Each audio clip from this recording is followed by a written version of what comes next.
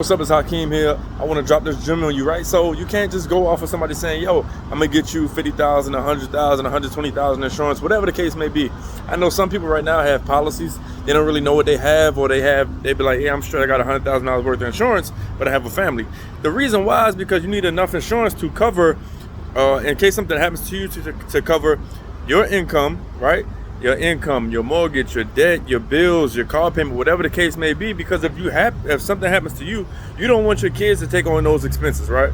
So I'm sure that you all would agree with me that if you have a mortgage, right, for a house, that your mortgage is more than 50 grand, your mortgage is more than $100,000, or your mortgage combined with your debt, student loan debt, whatever other kinds of debt that you have combined is more than that, and that you would want to leave your kids, right, some money for education purposes, so they don't have to have student loans, or some money where they can own or start their own business, so on and so forth, buy assets, right?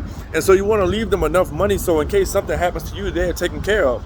So just imagine that you're married, right? You're married and your significant other, you both are working and you have kids together, right? But if one of you guys pass, you want to make sure the other one and the kids have enough money where they don't have to stress. So we want to replace your income for at least 10 years, right? So that's 10 years that your income is still there, that your spouse doesn't have to worry about it. Because just imagine this, right? Imagine that you have $100,000 in life insurance and you have a wife and you have 2 kids, right? Or you have a husband and you have 2 kids.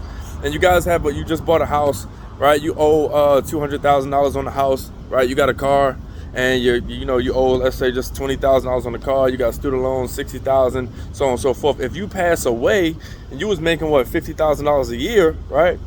You was making $50,000 a year and your insurance is $100,000. So now your wife or your significant other, that first, they got to bury you first. That's going to be about $12,000, right?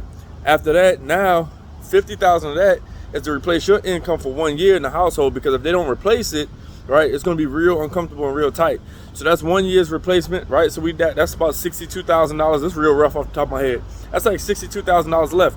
You got less than $40,000 left, right? And so now for the next year, you don't even have enough to replace that income. So unless your significant other gets a significant raise, something has to change with their finances, because they're missing that income in the house and they still got all these other bills and debt, so on and so forth, to take care of. And that's just a brief reason why. That's not even without breaking it all down, because really you got less than that. That's just a real brief reason why you need more than the minimum amount of insurance, right? Unless you just really can't afford it, right, then you should get, okay, 50,000, 100,000, something like that.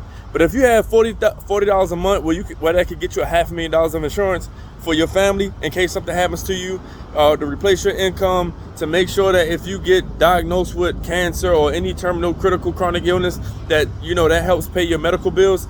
You need to do that. That's the responsible thing to do. That's the thing to do to show your family, hey, I really care about you, man. I want to make sure you're all right. And so this is a brief reason why you need more than the bare minimum amount of life insurance. And this is why we pitch, hey, I can get you $500,000 for around, $40 a month, right?